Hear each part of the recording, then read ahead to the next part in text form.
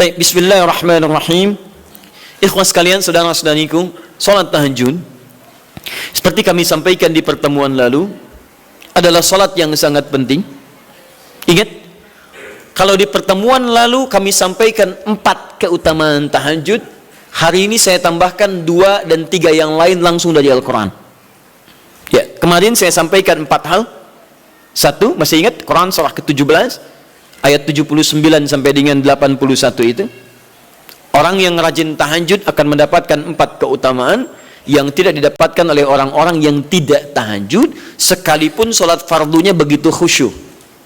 Di antum sholat fardu khusyuk, bagus, tapi nggak tahajud, nggak dapat 4 keutamaan itu. Ini sudah saya bahas panjang lebar di pertemuan lalu, saya hanya sebutkan cepat saja.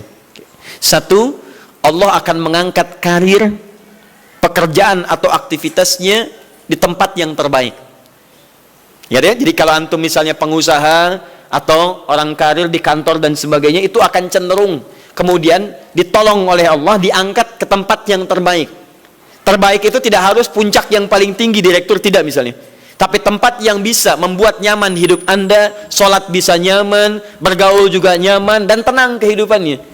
Mungkin level Anda nggak sampai puncak ya direktur utama, mungkin direktur 1, 2 gitu ya, tapi Anda dijauhkan dari hal-hal yang maksiat, dijauhkan. Sholatnya enak, punya ruangan nyaman dan sebagainya. 2, Allah akan bimbing setiap ahli tahajud. Allah akan bimbing sehingga menjalani awal pekerjaannya dengan begitu mudah. Wa rabbi adkhilni mudkhalas sidqin. Ya Allah, tolong bimbing saya supaya mengawali pekerjaan dengan cara yang benar. 3, hati-hati. Anda memang posisi tinggi, sekarang dapat proyek, apakah setiap yang dapat proyek menjalani pekerjaannya dengan benar? Belum tentu. Jangan tinggi-tinggi lah. Maaf ya, apakah orang tua yang sekarang menyekolahkan anaknya ke tempat belajar menjalani awalnya dengan benar? Hati-hati ya Bu ya, Pak. Bapak Ibu menyekolahkan anak dengan awal yang salah, maka memberikan jalan keburukan ketika dia belajar. Saya katakan, jangan pernah Anda masukkan anak Anda ke sekolah dengan menyogok.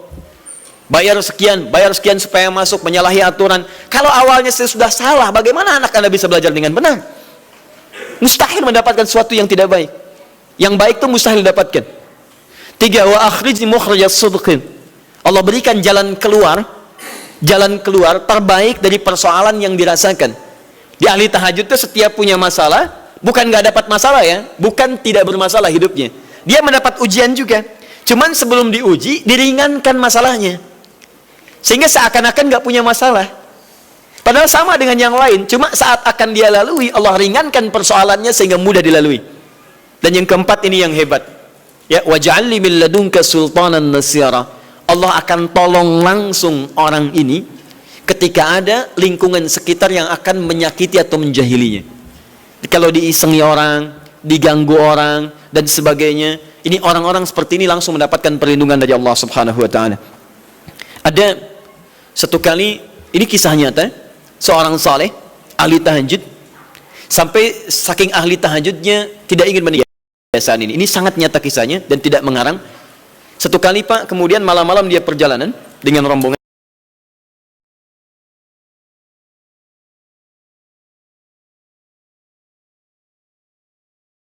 Apa yang kemudian mendengar suara dan menyaksikan kebiasaan dia. Anda tahu apa yang terjadi? Dan ini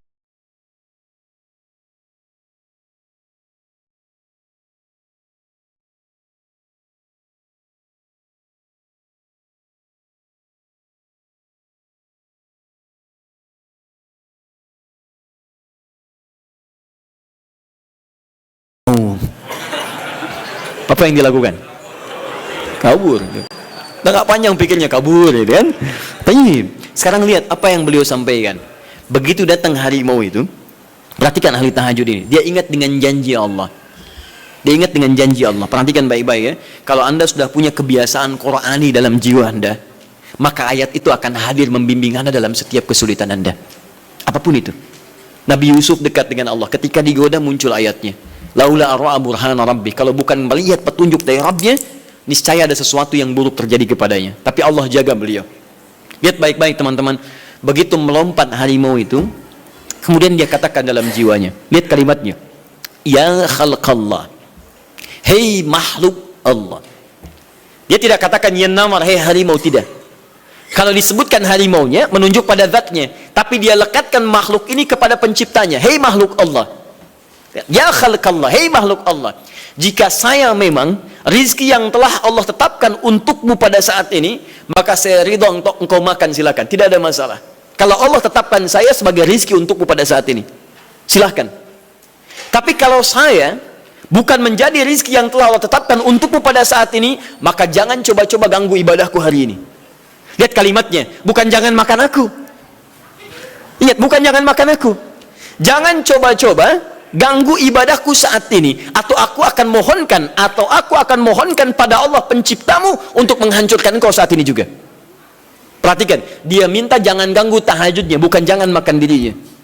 Apa yang terjadi ketika dikaitkan dengan ayat perlindungan tentang tahajudnya, maka tiba-tiba harimau ini pergi meninggalkannya, mengaum sekali langsung pergi.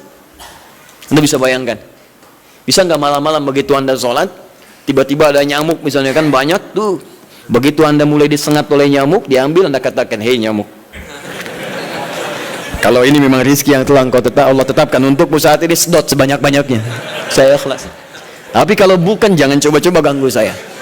Atau saya mohonkan kepada Allah pencipta untuk menghancurkan kau saat ini juga. Masya Allah. Kira-kira apa reaksi nyamuk? Makin banyak kayaknya. Coba cek. Berarti chemistry-nya harus lebih dibangun lagi. Tingkatkan. Itu waj'alni min ladunka sultanan nasira. Nah, maka teman-teman sekalian, dari 4 ini, kemudian Nabi menguatkan tentang itu sampai muncul ayat-ayat khusus dari Al-Quran untuk memberikan jaminan-jaminan. Ini tambahannya. Yang kelima, ini yang belum saya sampaikan pertemuan lalu. Kelima, salat tahajud itu adalah kebiasaan ahli surga saat di dunia. Jadi kalau Anda ingin melihat ahli surga yang hadir di dunia, salah satunya lihat kebiasaan salat malamnya. Bukan nonton bola. Dan tidak dikalahkan oleh bola. Dia nggak peduli mau Kroasia menang 2-1 lawan Inggris, dia nggak peduli. Ya, mau Prancis menang 1-0 lawan Belgia, dia nggak peduli. Pokoknya terserah, yang penting juaranya Prancis misalnya gitu kan. Tidak. Dia nggak peduli, mau siapapun nggak ada masalah. Dan tidak dikalahkan. Jadi kalau Anda ingin melihat kebiasaan ahli surga saat di dunia, lihat kebiasaan malamnya. Kalau dia bangun dan mengalahkan semua kebiasaan malam ahli dunia, maka itulah ahli surga. Salah satu kebiasaannya. Ya, kalau nanti turunan dari tahajud yang muncul, nanti saya terangkan. Yang berhasil tahajud, ciri-cirinya begini. Jadi jangan dilihat setiap yang malam sholat, itu disebut ahli tahajud. Belum tentu, ada ciri-cirinya. Tapi ciri yang pertama, yang melekat kuat, kelihatan nampak, pertama adalah ciri ahli surga, dia memiliki kecenderungan untuk sering bangun malam. Dalilnya Quran surah ke-51, ayat 15, sampai dengan ayat ke-17-nya. Innal muttaqina fi jannatin wa 'uyun, sungguh di antara orang takwa itu nanti akan ada yang mendapatkan hadiah taman surga. Apa keistimewaannya? Akhidhina ma atahum rabbuhum innahum kanu qabla dzalika muhsinin. Sungguh kebiasaan mereka itu saat di surga, keutamaan surga, taman surga ini, mereka akan langsung mendapatkan semua kenikmatannya dari Allah langsung. Kalau surga lain diberikan lewildanun mukhalladun, pelayan surga. Di kalau antum ikhwan oleh bidadari surga, yang akhwat oleh pangeran-pangeran surga. Ganteng cantiknya nggak usah dibayangkan, tak terlukiskan. Ada hurun in, ada seperti mutiara, ada seperti berlian, oh, indah sekali.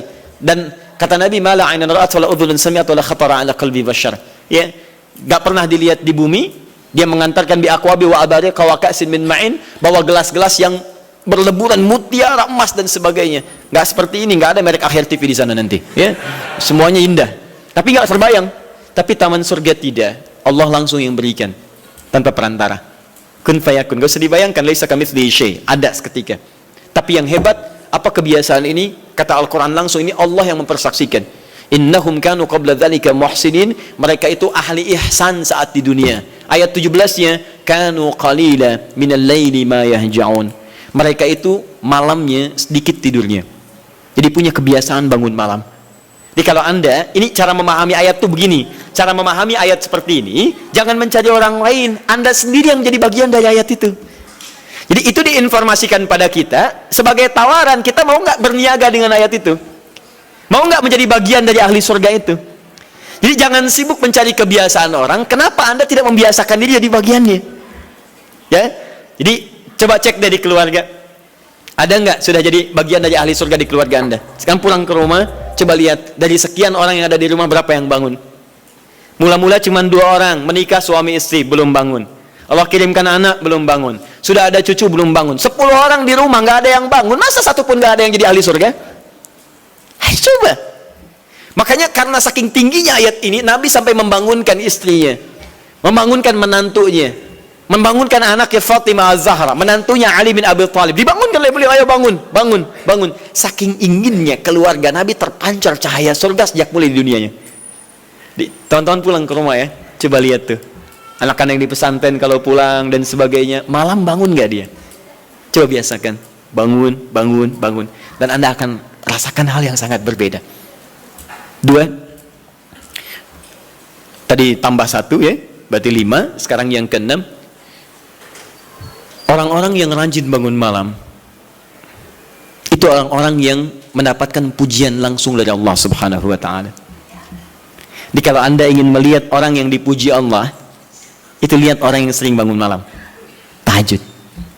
Di antara dalilnya, Quran surah ke-32 ayat ke-16.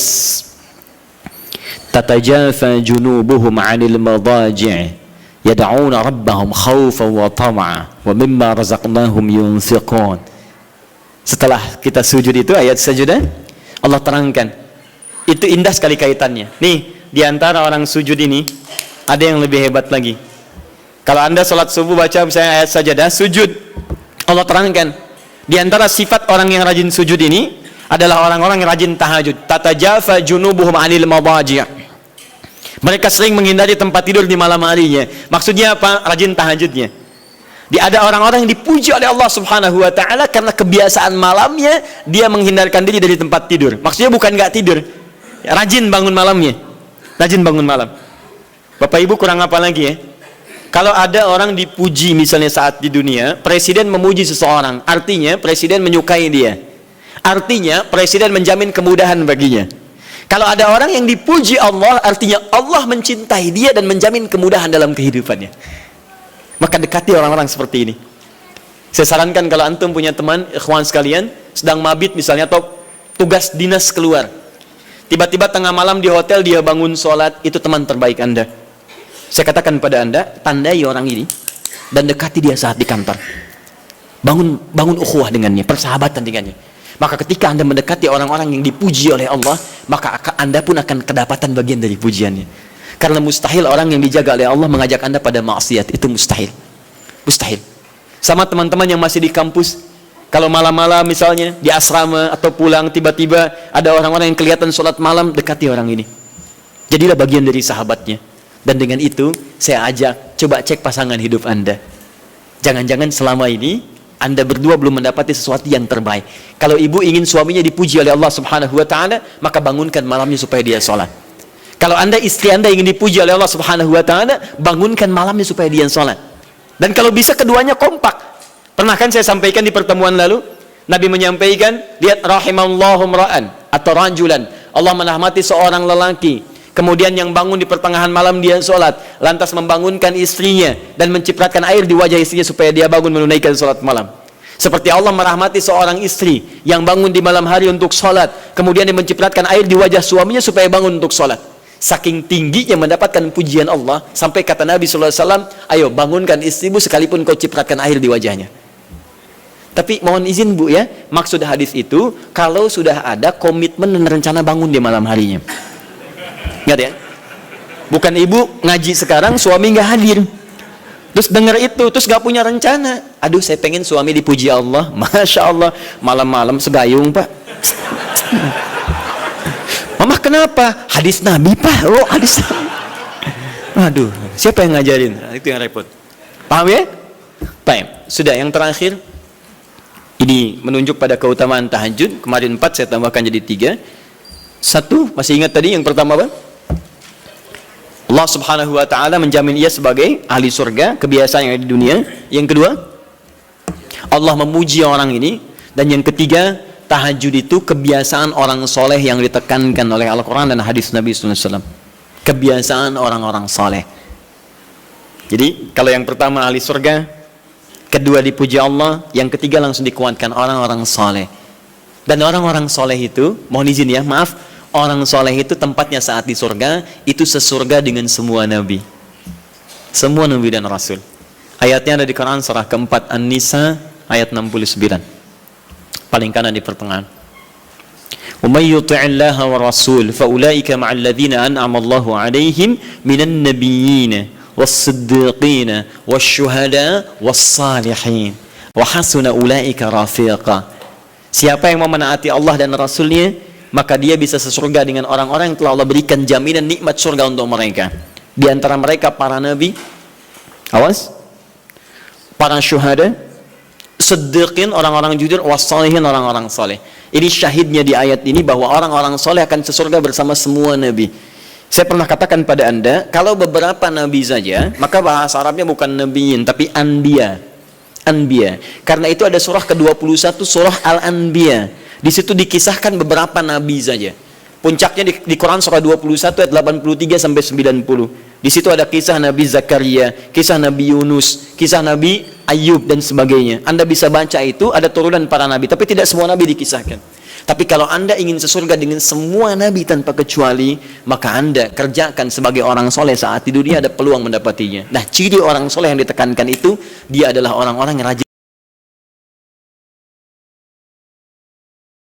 Ayat kedua, wa minal laili fasjud lahu wasabbih. Tapi sebagian malam cari waktu untuk banyak bersujud kepada Allah dan memperbanyak tasbih kepadanya. Di antara makna tasbih dan sujud itu adalah tahajud. Dari mana taunya tasbih dan sujud bagian dari tahajud? Itulah nanti yang akan kita bahas tentang sifat salat tahajud Nabi dalam pertemuan yang sekarang. Baik, sekarang kita mulai materi intinya. Tadi muqaddimah, ya. Baik. Bismillah.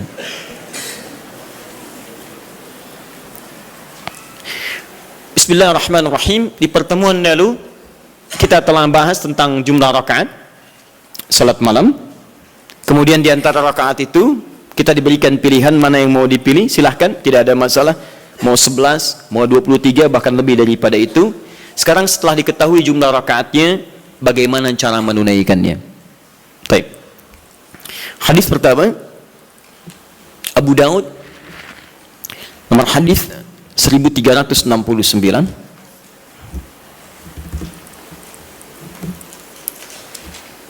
Kita ambil dua hadis dulu barangkali. Bismillah. Satu, hadis riwayat Abu Daud.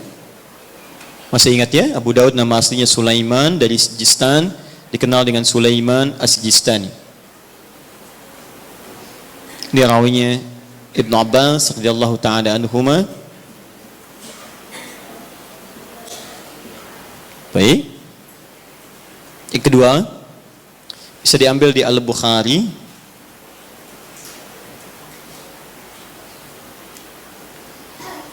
Nomor hadis dari 2008 bisa sampai 2012. Saya kasih jeda ke sini ke 2010-nya. Ini kebiasaan dengan Sayyidah Aisyah, ke sini dengan Sayyidina Umar bin Khattab radhiyallahu taala anhu. Tiga, bisa diambil hadis riwayat Muslim, nomor hadis 763. Kita ambil tiga dulu karena waktu kita agak terbatas hari ini.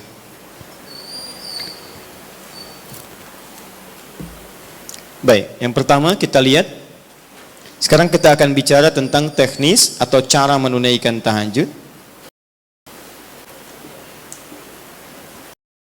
Sifat pertama, apakah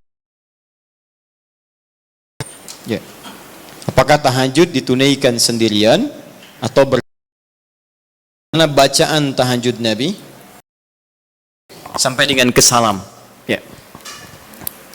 Ya, kita mulai bagian pertama. Bismillahirrahmanirrahim, tentang persoalan apakah salat tahajud ditunaikan sendiri atau berjamaah. Kita ambil hadis pertama di Abu Daud nomor hadis 1369. Hadis ini telah kami kopikan tentang dari awal pembahasan dan alhamdulillah saya hakul yakin sudah dibagikan, ya. Mungkin sebagian yang datang pada kesempatan ini ada yang belum mendapatinya. Mudah-mudahan nanti kita tampilkan kembali untuk bisa dipahami dengan baik. Singkatnya adalah ketika Nabi sallallahu alaihi wasallam menginap di rumah istri beliau Sayyidah Maimunah, Kemudian Ibnu Abbas radhiyallahu taala anhuma juga ingin menginap di rumah Sayyidah Maimunah. Setelah itu tujuannya untuk mengetahui kebiasaan Nabi. Ini Bapak Ibu, maaf ya, kalau saya harus sampaikan permohonan maaf di awal. Kebanyakan orang belajar hadis itu seringkali melewati muqaddimahnya, pengantar hadisnya. Hanya langsung ingin tahu poin-poinnya aja isinya seperti apa. Padahal pengantar hadis itu memberikan inspirasi pada kita membentuk karakteristik seperti orang-orang baik di masa lalu. Jadi saya sarankan kepada Anda, kalau Anda belajar hadis, kemudian ingin Anda bahas, ada dua hal penting di hadis itu. Satu sanad, dua matan. Sanad itu adalah singkatnya silsilah periwayat hadis yang meriwayatkan hadis itu sampai pada kita. Siapa yang meriwayatkan hadisnya? Pelajari kenapa dia bisa meriwayatkan hadis, apa kebiasaannya. Yang kedua matan, matan itu isi hadisnya.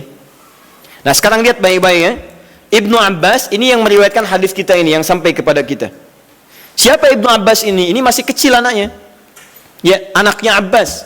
Abbas punya dua anak laki-laki, satu Fudail, kedua Abdullah. Abdullah ini ketika dilahirkan suasananya lahir tumbuh di akhir-akhir kehidupan Nabi SAW. Jadi masih kecil. Nabi meninggal dunia wafat usianya masih 13-14 tahun.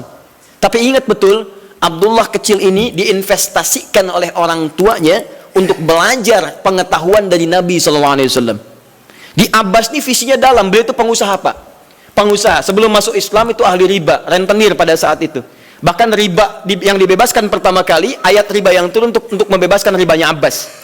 Dibebaskan, begitu keluar dari jerat-jerat yang buruk itu, usahanya meningkat jadi kaya. Tapi hebatnya, status kekayaannya tidak melunturkan visi hidupnya untuk mendekatkan anaknya dekat dengan Nabi SAW. Jadi tidak menghalangi Anda boleh jadi direktur apapun silahkan. Direktur A, direktur B, pengusaha A, pengusaha B, nggak jadi masalah. Tapi masa iya sih dari sekian anak Anda nggak ada yang hafal Quran? Anda harus punya cita-cita. Nih saya bekerja di sini, saya belum hafal Quran, tapi anak saya dia mesti hafal. Anak Anda empatkan, yang pertama ini penghafal Quran, yang kedua ahli hadis, ketiga ahli tafsir, keempat ahli fiqih. Allahu Akbar. Begitu Anda mendapatkan kesulitan di rumah tentang hal tertentu, anak Anda solusinya di situ. Begitu mendapatkan masalah, kakak sini, apa ayatnya? Oh ini ayat, bla bla bla bla bla. Selesai. Masya Allah. Adik, hadisnya apa yang menguatkan ini? Ini ayat. An-mada kalau Rasulullah SAW. Selesai. Apa hukum fikihnya? Ini ayat. Masya Allah. Apa turunan tafsirnya? Ini abi. Masya Allah. Sudah. Ustadz nggak laku. Nggak lengkap di rumah. Ya. Nah ini disiapkan oleh Abbas, anak pertama saya. Karena dia sudah dewasa, maka saya hibahkan untuk membantu Nabi. Makanya banyak kisah tentang sirah Nabawiyah wafatnya Nabi, itu hanya berhenti wafat di pangkuan Sayyidah Aisyah. Berwudu, sholat, di pangkuan Sayyidah Aisyah wafat. Tapi siapakah yang membawakan air wudunya? Fudail, kakaknya Abdullah. Beliau yang bawakan air wudunya. Berwudu Nabi kemudian dengan bejana itu. Dan itu sampai berkhidmat pada Rasulullah sampai di akhir hidupnya. Tapi yang kecil ini langsung dihadirkan nuansa cinta kepada Nabi untuk mempelajari bagian kesolehan dan pengetahuannya. Ini tandanya seperti ini. Maksudnya adalah, kata para ulama hadis, jika Anda memiliki anak-anak yang serupa, laki-laki atau yang sebagainya, kemudian menemukan orang-orang soleh sekitaran Anda, maka dekatkan anak itu kepada dirinya atau majlisnya. Hadirkan. Kami dulu waktu belajar terbiasa, di mana ada syekh, kita lazimi syekh itu. Sekalipun kami jadi pembantunya. Itu biasa. Bawakan tasnya. Begitu bawakan tas, di jalan kita tanya masalah hukum dan sebagainya. Kadang kami gorengkan makanan untuknya. Begitu digorengkan, selesai dihidangkan, itulah yang hadir dari lisan beliau. Kalau Rasulullah SAW, Rasulullah SAW bersabda, jika kamu menghidangkan makanan begini, wah datang kepada kita tuh. Diindah, jadi niat kita itu untuk belajar. Sama, ya dulu Ja'far As-Shadiq punya pembantu. Pembantunya sampai hafal Quran. Untuk memahami akhlaknya. Sampai tahu kebiasaannya. Tahu Anda kisahnya? Satu ketika kemudian datang seorang tamu, tiba-tiba dia bawakan air, begitu bawakan air terpleset, jatuhlah kemudian air itu, gelasnya kemudian airnya tumpah mengenai jubah tuannya. Begitu terkena jubahnya, wajahnya berubah. Dia tahu, kata pembantunya, Masya Allah, ini ahli surga nih. Ahli surga itu turun ayatnya. Quran surah Ali Imran surah ketiga, ayat 133 sampai 134. Kata pembantunya, wal kadhiminal ghaidha. Ahli surga sanggup menahan marah. Kata Ja'far, saya nggak marah. Pembantunya tahu, sekarang nggak marah, tapi mungkin belum tentu memaafkan. Teruskan ayatnya, wal afina 'anin nas. Dan Allah menyukai orang-orang memberikan maaf pada orang lain. Kata Ja'far, saya maafkan. Yang hebat yang ketiga, beliau tahu Ja'far punya kebiasaan untuk sedekah. 2000 dinar selalu ada dalam kantungnya. Kata pembantunya, Allahu yuhibbul muhsinin, dan Allah senang pada orang-orang yang berbuat baik. Kata Ja'far, dikeluarkan 2000 dinar, saya berikan sekarang, kamu bebas, gak usah jadi pembantu saya lagi. Masya Allah. Luar biasa. Dan itu kisah-kisah itu banyak teman-teman. Anda bisa gali kisah-kisah yang bisa menguatkan iman kita. Jangan cuma cari bacaan-bacaan gak jelas tuh, ngapain? Main tik-tok, gak ada kerjaan. Itu apa gitu? Saya aja bingung, ada orang sampai ngerjain ini, saya nggak tahu itu apa gitu ya. Cuma lihat di berita kok, kenapa gitu? Dan nggak ada faedahnya, kenapa sih? Kenapa nggak cari tentang kisah-kisah soleh orang dulu, terus praktekkan di rumah, bisa menguatkan iman kita. Nah, salah satunya Ibnu Abbas. Jadi Anda, maaf ya, kisah ini kita tarik sebagai inspirasi. Kalau Anda sudah berkeluarga, coba di antara sekian anak itu mesti disiapkan. Ini mau jadi apa, ini jadi apa. Dan ada kebanggaan di akhirat nanti. Misalnya ini nanti yang pakaikan mahkota kami di akhirat. Saat kami pulang menghadap Allah, siapkan, semua harus hafal Quran. Semua hafal Quran. Nanti spesifikasinya, ini ahlinya qiraat, ini hadisnya dan sebagainya. Ibnu Abbas disiapkan oleh orang tuanya, maka dia melazimi Nabi SAW, karena bagian dari keluarganya.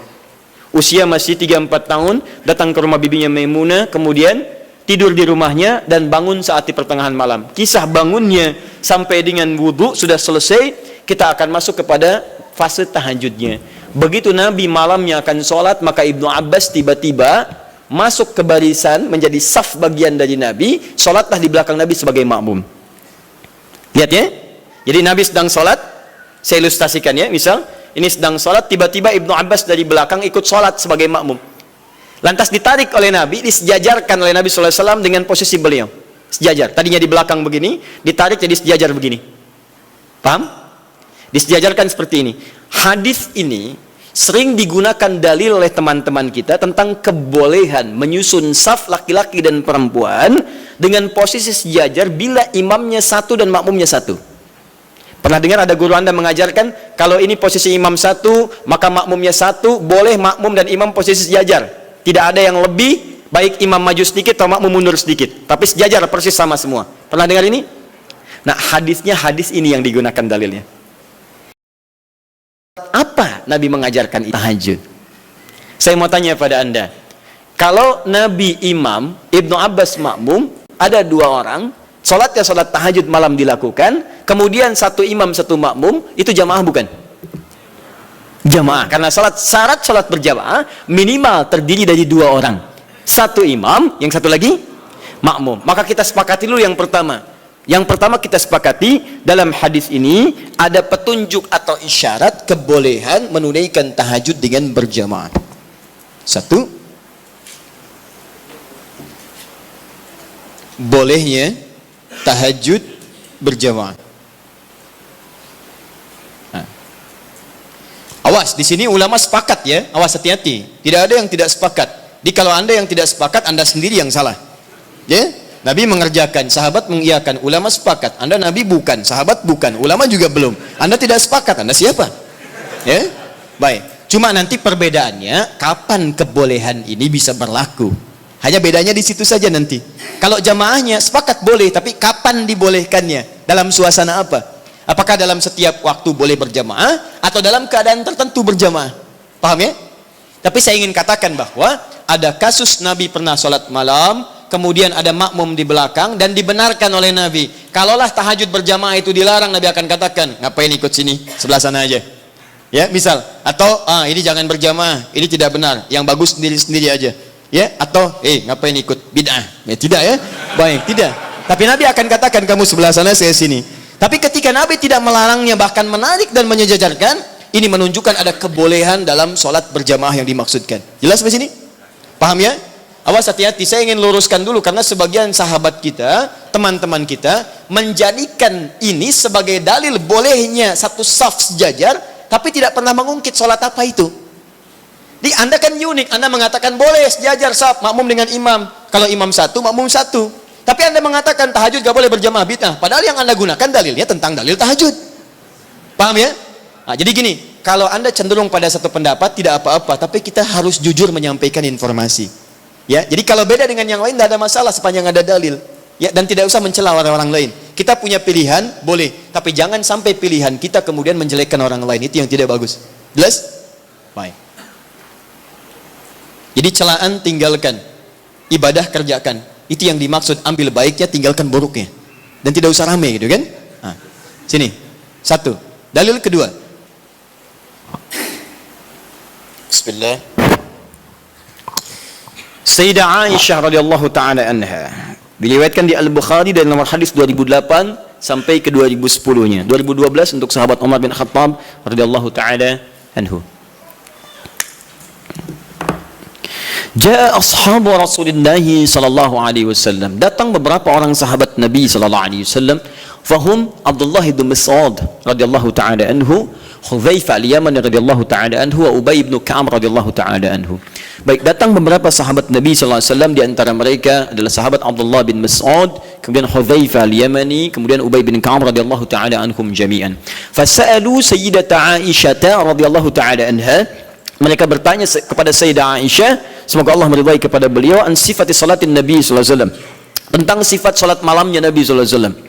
Faqalat, maka beliau menyampaikan, riwayatnya cukup panjang ya, maka yazidu fi Ramadan wala fi ghairihi ada 11 rakaat.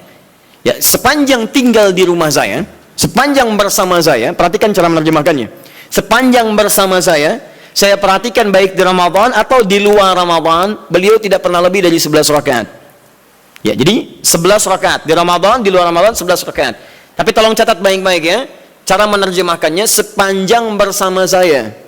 Sedangkan Nabi, istrinya tidak hanya Sayyidah Aisyah. Tadi saya katakan ada Sayyidah Maimunah, ada Sayyidah Zainab dan sebagainya. Dan di tempat lain Nabi pernah 13 rakaat. Seperti saya sampaikan di tempatnya Sayyidah Maimunah, Nabi 13 rakaat. Ada bahkan yang kurang dari itu, ada yang lebih daripada itu. Tapi di rumah Sayyidah Aisyah 11 rakaat. Dan ini telah tuntas di pertemuan lalu. Perhatikan, yusalli arba'an, kemudian beliau salat 4 rakaat. Thumma yusalli arba'an, kemudian 4 rakaat. Thumma yusalli thalathan. Beliau salat 4 rakaat dan 3 rakaat. 4, 3. 4 tambah 4, 8 tambah 3, 11. Ini seperti kesimpulan di pertemuan lalu, boleh kita menunaikan salat malam dengan 11 rakaat, formulasinya 4, 4, 3. Kalau Anda ingin 2, 2, 2, 2 ujungnya 1, boleh. Hadisnya sudah saya sampaikan. Bahkan masih tertulis di Abu Dawud nomor hadis 1369. Jadi kalau 11 boleh gunakan 2, 2, 2 ujungnya 1, atau kalau witirnya 3 kemudian 8 tambah 3, atau 4, 4, 3, selesai. Tapi pembahasan kita bukan di situ. Teruskan hadisnya. La tas'al an husnihinna wa tolihinna. Tapi jangan ditanyakan bagaimana panjang dan bagus bacaannya. Jangan ditanya.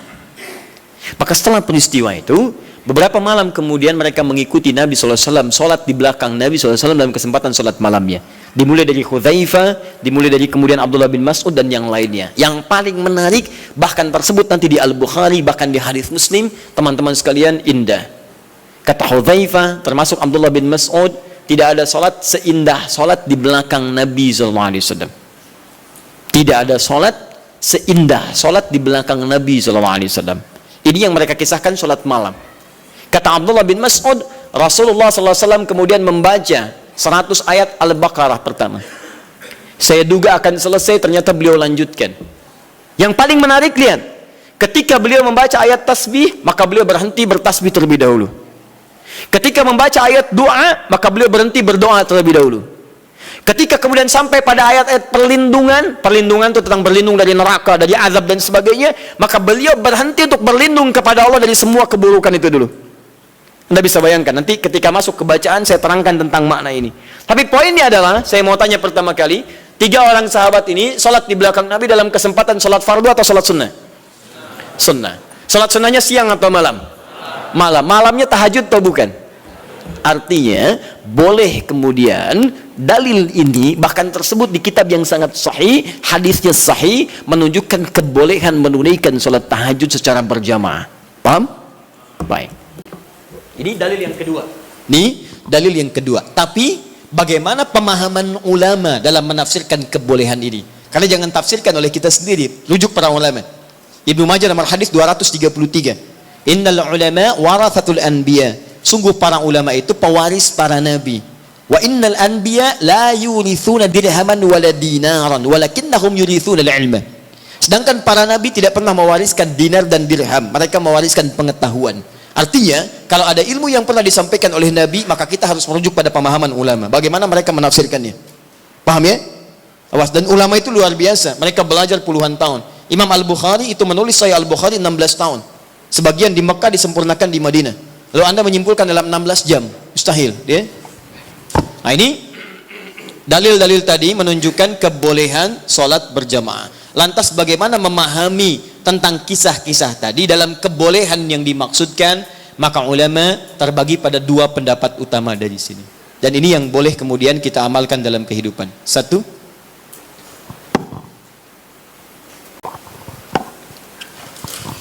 pendapat pertama menyampaikan hadis yang menunjukkan dibenarkannya salat tahajud berjamaah dan memberikan hukum bolehnya berjamaah menunaikan tahajud. Kata ulama yang pertama, menunjuk pada kondisi yang khusus. Jadi bukan kondisi biasa. Artinya jika kondisi ini ada, maka yang terbaik Anda tunaikan berjamaah. Tapi kalau kondisi dimaksud tidak ditemukan, maka sendirian itu lebih utama. Apa kondisinya? Satu, memberikan tuntunan atau pelajaran bagi orang yang belum terbiasa menunaikan tahajud. Belum biasa dia, ya, belum ada kebiasaan pada dirinya. Ini menunjuk pada hadisnya Ibnu Abbas radhiyallahu taala anhuma. Kan ini baru pertama kali berkunjung kan ke rumah bibinya Sayyidah Maimunah, kemudian tiba-tiba sholat di belakang Nabi, oleh Nabi ditarik, diajarkan bagaimana caranya menunaikan sholat malam, kekhusyuannya dan sebagainya. Jadi kalau Anda misalnya dalam kondisi ingin membimbing orang-orang tertentu, misal di rumah suami ingin membimbing dengan istri atau membiasakan dengan anak-anak yang belum terbiasa sholat malam, ya, tiba-tiba anak Anda beranjak misalnya jadi semakin dewasa, sudah baligh, Anda ingin bangunkan malam hari, jangan biarkan dia sendiri. Khawatirnya karena belum terbiasa, belum mengerti cara menunaikan sholat malamnya. Paham ya? Tiba-tiba Allahu Akbar, rakaatnya kencang, alhamdulillah sedang tahajud. Lama gak keluar bunyinya, lama-lama ketahuan tidur di sejadah, gitu kan? Nah, karena belum terbiasa, ya. Allahu Akbar, baca surat, sudah baca surat, ruku Allahu Akbar, begitu sami Allahu liman hamidah, kedengaran dari samping, gol, ya, berubah suasana hidupnya. Salatnya ditinggalkan, kemudian langsung update status, itu kan repot juga, ya, kekinian, karena belum terbiasa menunaikan dia. Maka seperti Nabi membimbing Ibnu Abbas radhiyallahu taala anhuma, Anda boleh hidupkan saat di rumah, anak Anda bangunkan, yuk bangun yuk, malam kita tahajud. Kenapa Pak mesti tahajud? Kan kita udah banyak sholat. Misalnya, sayang, Allah menjamin kalau kita tahajud, kita sekeluarga masuk surga. Allah sudah menjamin surga kita di dunia, tapi Allah belum menjamin surga kita di akhirat. Papa takut kalau di dunia kita bersama, di akhirat kita berpisah. Alhamdulillah, tidak ada yang bisa menyatukan kita kecuali amal soleh kita. Yuk bangun, tolong papa mama supaya memudahkan hisab saat di akhirat. Bangun. Kenapa Pak mesti bangun? Kan capek. Sayang, justru ketika kamu sholat sekarang, hidup kita besok akan dimudahkan oleh Allah. Allah sudah berjanji, kalau kita bangun malam ini, maka pekerjaan kamu besok akan mudah, sekolah kamu akan mudah, pelajaran kamu akan mudah, dan seterusnya. Maka teman-teman cari aura-aura positif untuk menghidupkan itu. Bangun malam, itu indah. Itu indah. Guru di sekolah punya program misalnya, ya, ada mabit, ada macam-macam, malamnya dibangunkan, boleh, silakan cari imam bagus, kemudian hadirkan suasana malam, sholat itu boleh, sah, nggak ada masalah. Taib. Dua, bukan dua yang bawahnya ya, dua yang masih poin satu. Jadi 1A tadi, jika ada suasana ingin membimbing kalangan tertentu atau orang-orang tertentu yang belum terbiasa menunaikan sholat malam. Dua, sudah? Dalam rangka melatih atau menghadirkan kekhusyuan, dalam rangka melatih atau menghadirkan kekhusyuan,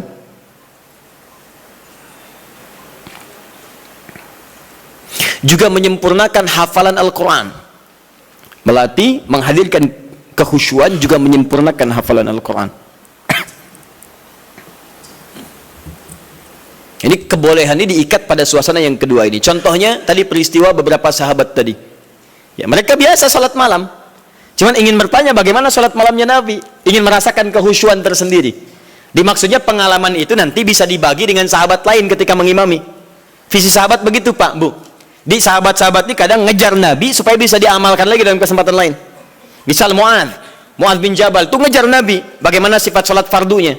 Begitu mendapati kebiasaan Nabi, Masya Allah. Begitu Mu'adz sholat di belakang Nabi, Allahu Akbar. Sholat isya'nya teman-teman sekalian, itu sampai Al-Baqarah 100 ayat. Baru kemudian selesai salam. Begitu mendapatkan pengalaman itu, Mu'adz kemudian pergi ke tempat beliau, jadi imam. Saat jadi imam, beliau imami persis sama dengan cara mengimami Nabi. Isya'nya Al-Baqarah, rakaat pertama 100 ayat. Rakaat kedua 100 ayat yang lainnya. Jadi selesai kemudian salat Isya 200 ayat paling minimal. Kadang-kadang selesaikan Al-Baqarah. Begitu lihat makmum ke belakang mulai berkurang. Kata Mu'adz, munafik nih orang-orang enggak mau salat dengan saya. Karena tanda orang munafik salah satunya adalah malas menunaikan salat Isya dan salat subuh. Keberatan para sahabat yang disebut munafik oleh Mu'adz. Kami tidak munafik, diadukan pada Nabi. Begitu diadukan, Mu'adz dipanggil. Mu'adz, kenapa? Ya Rasulullah, saya imami mereka salat malam, salat Isya. Mereka tiba-tiba menghilang. Ada yang lemas, ada yang tidak ikut. Mereka munafik. Bukan kata Anda munafik orang-orang malas salat Isya? Lalu ditanya oleh Nabi, kenapa kalian tidak ikut salat dengan Mu'adz? Ya Rasulullah, bukan kami nggak ikut, cuman kepanjangan. Kami udah kerja begini capek, diimamin begini, kami juga capek kan ya? Nah, itu zaman Nabi sudah ada. Sudah ada sebagian seperti itu. Maka kata Rasulullah, kenapa Mu'adz kamu terlampau panjang? Kata Mu'adz, ya Rasulullah, saya akan ikut Anda. Anda ngimami saya begini, saya praktekkan. Tapi Nabi perhatikan, lebih pintar, karena Allah berikan bimbingan. Ya Mu'adz, perhatikan baik-baik. Saya baca panjang karena makmum saya itu kamu. Tapi kamu baca panjang, makmum kamu mereka. Tidak sama. Kalimat itu yang di copy paste oleh sahabat Ali bin Abi Thalib ketika kemudian disoal oleh masyarakatnya pada saat itu. Kata rakyatnya, Ali, kenapa pemerintahan kamu banyak masalah? Pemerintahan pada masa Utsman tidak begini. Umar lebih bagus daripada ini. Abu Bakar lebih bagus lagi. Pemerintahan kamu banyak masalah. Kata Ali, waktu Abu Bakar, Umar, Utsman, rakyatnya saya. Tapi waktu saya, rakyatnya kalian. Itu masalahnya. Paham ya? Baik.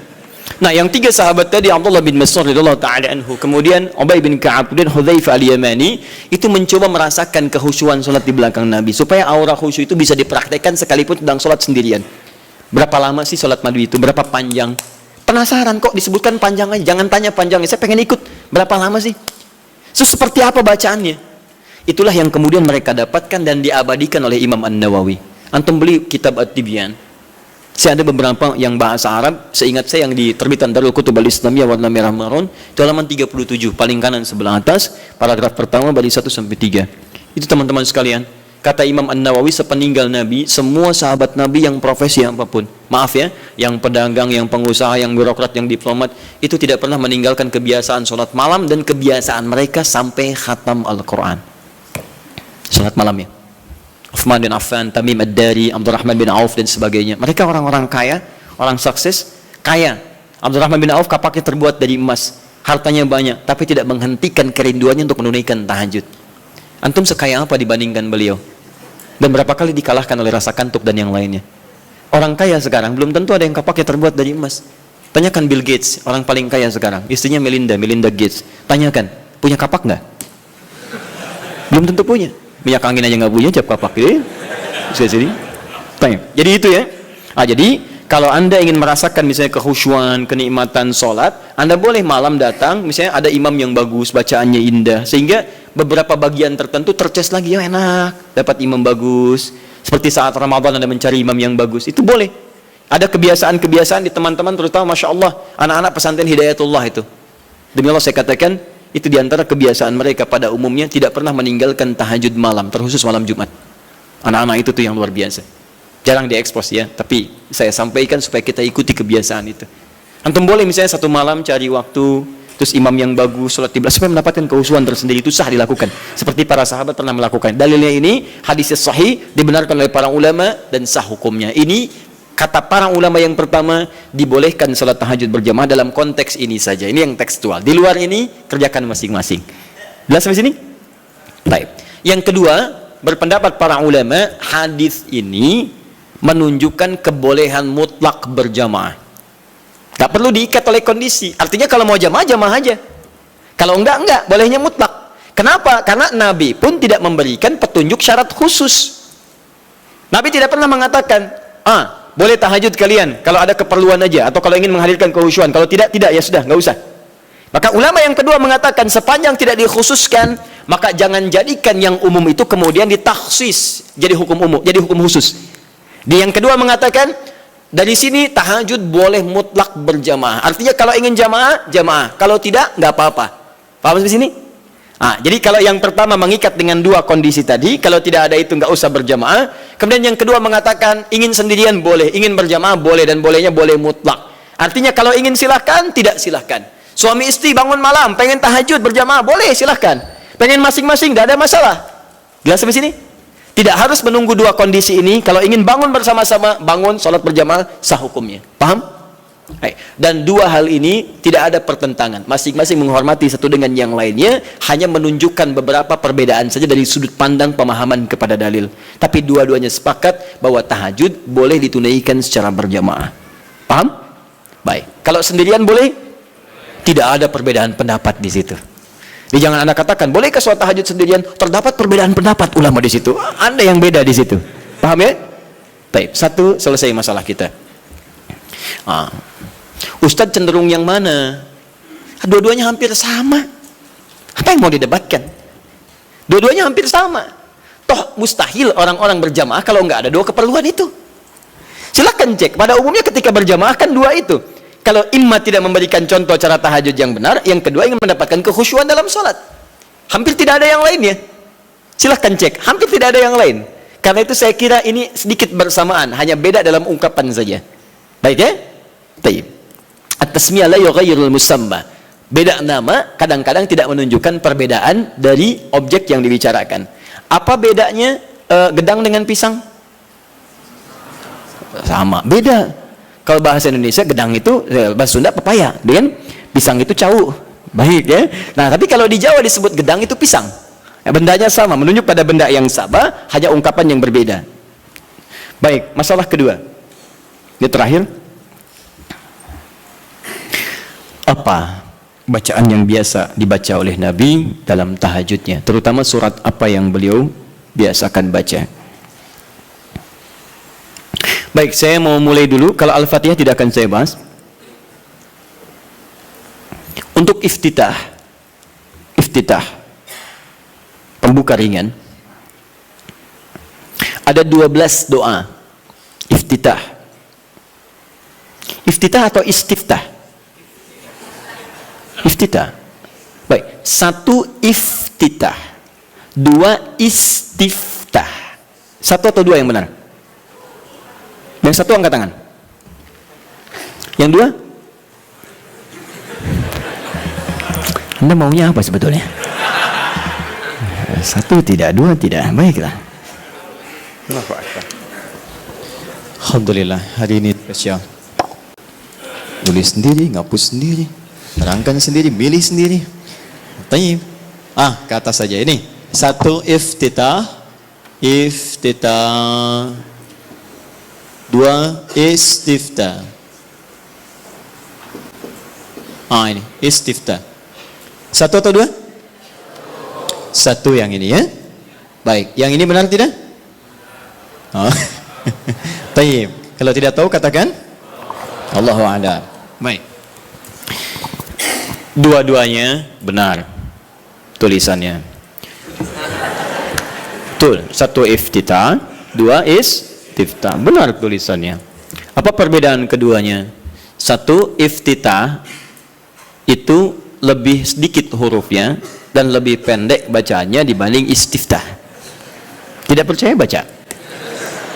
Iftitah satu, dua istiftah. Lebih banyak mana hurufnya, satu atau dua? Dua. Panjang mana? Sekarang kita pakai menggunakan ilmu bahasanya, ilmu lughah. Kaidah berkata, ziyadatul mabna tadullu ala ziyadatil ma'na. Ketika hurufnya bertambah, maka menunjukkan maknanya pun lebih luas. Jadi kalau ada huruf lebih panjang, maka maknanya lebih panjang dibandingkan dengan yang hurufnya sedikit. Artinya kalau iftitah itu pembuka yang ringan, singkat, padat. Kalau istiftah, pembuka yang agak panjang. Kalimatnya lebih panjang dari yang pertama. Nah, Bapak Ibu sekalian, doa pembuka dalam sholat sebelum Al-Fatihah itu ada 12 jenis, 12 ragam. Ada yang pendek, ada yang panjang. Ada yang pendek. Ada a'udzubillahi samil alim minasyaitonir rajim min hamazihi wa nafthihi wa nafthi. Sudah selesai. Allahu akbar kabira, walhamdulillahi katsira, subhanallahi bukratan wa asila. Selesai. Awas hati-hati ya. Nanti kita belum hapus nih. Nanti kalau sudah saya katakan hapus, nanti insyaallah akan dihapus. Khair insyaallah. Semoga Allah ampuni dosanya. Tulis lagi. Baik. Jadi kalau pendek ada Allahu akbar kabira, alhamdulillahi katsira, subhanallahi bukratan wa asila. Ada. Yang panjang ada. Allahumma ba'id baini wa baina khataayaya kama ba'adta bainal masyriqi wal maghrib. Allahumma naqqi minal khataaya dan seterusnya. Misal ada lagi yang wajjahtu wajhal ladzi fatara samawati wal ardh dan seterusnya. Itu panjang. Ya. Allahumma ya rabb Jibril wa Mikail, itu panjang. Jadi kalau panjang disebutnya istiftah. Kalau pendek disebut iftitah. Itu penting dipahami dulu nanti karena dalam kitab-kitab fikih kadang disebut iftitah, kadang disebut istiftah. Kita mesti paham. Nah, sunnahnya di mana ini ditempatkan? Kapan baca yang iftitah pendek, kapan baca yang panjang? Maka saya sampaikan pada Anda, kebiasaan Nabi kalau beliau sholat dalam situasi yang sedang dikejar oleh aktivitas yang lain, misal safar atau kondisi mendesak, maka beliau tidak pernah membaca yang panjang-panjang, singkat. Allahu akbar kabira, alhamdulillahi katsira, subhanallahi bukratan wa asila. Selesai. Kalau Anda baca wajah itu setelah itu artinya dua doa digabungkan jadi satu. Jelas ya? Tayyib. Kalau kemudian Anda bacakan a'udzubillahi samil alim minasyaitonir rajim min hamazihi wa nafthihi wa nafthi, selesai. Pendek, itu yang iftitah. Jadi kalau Anda dalam salat-salat di qasar, saat safar, jangan baca yang panjang-panjang. Salatnya aja di qasar, kenapa iftitahnya dipanjangin? Kadang bahkan enggak dibaca sama sekali.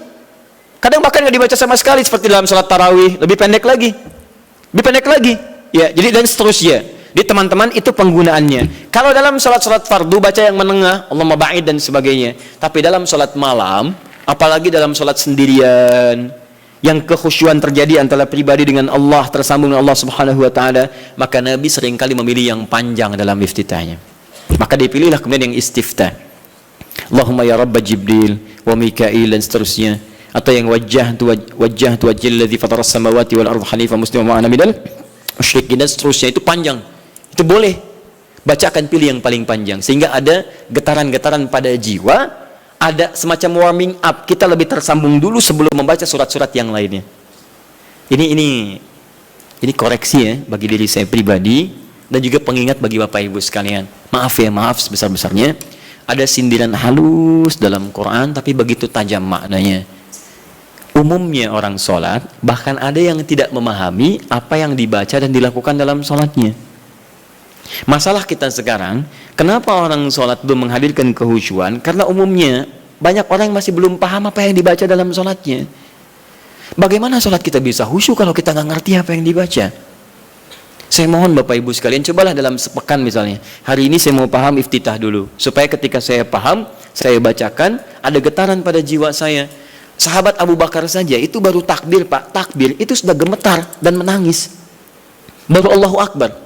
Dia begitu, fayaqulu, Abu Dawud nomor hadis 857, fayaqulu Allahu Akbar. Maka saat takbir katakan Allahu Akbar. Beliau angkat tangannya mengatakan Allahu Akbar, sudah gemetaran menangis. Sampai ketika diminta jadi imam oleh Nabi, kata beliau, ya Rasul jangan saya pribadi yang cepat menangis, khawatir banyak enggak khusyuknya. Ya. Kenapa? Karena merasakan kalimatnya Allahu Akbar, Allah yang maha agung, maha besar. Beliau merasakan takut ketika bertakbir, merasa paling khusyuk salatnya. Merasa paling hebat dibanding orang. Merasa paling paling luar biasa dibandingkan orang lain. Selevel sahabat Abu Bakar menemani kehidupan Nabi di dunia, berdampingan dengan Nabi di alam barzakhnya, itu saat sholatnya dalam masa hidupnya masih gemetaran tuh, takut ketika sholat membawa sekecil, seatom, sezarah nilai dari kesombongan dalam kehidupan dunia. Bahkan takut dalam sholatnya pun diduga orang paling khusyuk, takut, gemetaran sampai gemetar. Bisa nggak suasana itu? Bisa nggak gitu ya? Bisa Ustaz, subuh-subuh di puncak, bahkan sebelum takbir sudah gemetar ya? Bukan itu yang diharapkan, beda. Baik. Ya. Saya sangat yakin kalau Anda paham tentang bacaan-bacaan ini, itu akan beda suasananya. Misal, antum yang iftitah baca apa doanya? Allahumma ba'id, ya, riwayat sahabat Abu Hurairah di Al-Bukhari. Paham gak artinya? Saya beri contoh ya. Gini. Allahumma ba'id baini wa baina khataaya ya kama ba'adta baina al-masyriqi wal-maghrib. Allahumma naqqini min al-khataaya kama yunaqqa ath-thawb al-abyadu min ad-danas. Allahumma ighsilni bil ma'i wath-thalji Mubarak. Sekarang perhatikan maknanya. Anda paham ini saja, maka ada getaran tersendiri yang menghunjam dalam jiwa kita sehingga menghadirkan rasa kepasrahan yang sangat luar biasa. Perhatikan kalimatnya. Saya contohkan dulu sebentar. Bismillah. Allahumma ba'id baini wa baina khatayaya. Saya tunjukkan dua kalimat saja. Satu ba'id, begini. Yang kedua khataya, ya. Khataya. Ya terakhirnya pendek, nggak panjang ya. Ya. Saya mulai yang ini dulu. Khataya, ya. Ini dua kalimat yang disatukan. Kalimat pertama khataya, ini keduanya plus ya kecil. Khataya plus ya pendek. Ya disatukan. Kalau ini saya naikkan ke atas, saya tuliskan dulu begini, khataya. Ini jama' dari kata khata'un. Jama' ini ada dua, satu akhta'un, akhta'. Yang kedua khataya. Perhatikan. Apa artinya khata? Artinya salah. Yang berpeluang memiliki dosa. Khata, salah. Ada di antara kita yang tidak punya salah? Boleh angkat tangan? Saya langsung pulang. Ya, beliau lebih berhak menyampaikan tausiah. Tapi ada yang hari ini kesalahannya sedikit? Yang banyak? Sangat banyak, saking banyaknya nggak bisa angkat tangan, kan? Baik, sekarang ganti. Ada yang ingin masuk surga, boleh angkat tangan? Saya doakan dipercepat. Baik. Alhamdulillah. Baik. Yang surganya Firdaus boleh? Angkat tangan. Baik, ini info aja ya, info. Nabi Adam berbuat kesalahan sedikit sekali, sedikit. Nyicipin buah khuldi, keluar dari surga. Antum ngaku salah banyak, pengen masuk. Maka kita harus punya amalan lebih daripada apa yang pernah kita lakukan dari kesalahan. Khata ini salah, sekali salah. Kalau kesalahannya banyak, saya ilustrasikan begini. Kalau ingin mengukur kesalahan, jangan jauh-jauh dulu, tubuh kita dulu. Ini mata nih, mata. Hari ini aja berapa kali salahnya? Salah lihat. Sudah ada istri, dilihat istri orang. Ibu juga begitu. Udah ada suami, dilihat suami orang. Kenapa suami saya nggak seperti ustadz ya? Suami ibu. Ya. Paham ya? Nah, itu baru mata, belum telinga, belum lisan, belum pikiran dan sebagainya. Paham ya? Nah, kalau kesalahannya jadi banyak, tapi masih bisa dihitung, itu akhta namanya. Akhta, salah, tapi masih terhitung. 1, 2, 3, 4, 10. Hari ini 50 salah. Ya Allah, berarti saya harus cari 50 amalan untuk menutup yang salah ini. Salah harus ditutup oleh soleh. Berarti saya harus mengerjakan amal soleh untuk menutup yang salah. Bagaimana caranya? Ingat, cari amalan yang cerdas ya. Cerdas. Yang amalan ringan tapi pahalanya banyak. Kalau kesalahan itu kan 1 kali salah dihitung 1 kan? Tapi kalau amalan kebaikan 1 dihitung berapa? 10. Cari lagi amalan yang berlipat seperti bacaan Quran. Bacaan Quran itu 1 hurufnya 10 kebaikan. Jadi begitu Anda melakukan, tak sadar nih ada kesalahan nih 30 misalnya. Begitu Anda baca Quran, alif lam mim, yang bukan dosa besar, alif 1 huruf, lam 1 huruf, mim 1 huruf di hadis Nabi At-Tirmidzi hadis 2910, ya kan? Maka seketika yang kita nggak duga salah itu dihilangkan oleh Allah, hilang. Makanya nggak baca Quran sehari itu rugi, demi Allah rugi saya katakan, karena dia nggak sadar beberapa kesalahan dia tidak tergugurkan dalam kesehariannya itu. Coba kalau mau hitung-hitung, aduh saya salah 5 nih, berarti harus saya tutup nun, selesai. Bang, itu orang hitungan. Balik sini. Tapi kalau Anda merasa seperti tadi, aduh nggak terhitung nih, banyak kesalahannya, nggak bisa keukur, maka rubah jamaknya menjadi jamaknya yang kathrah, khataya.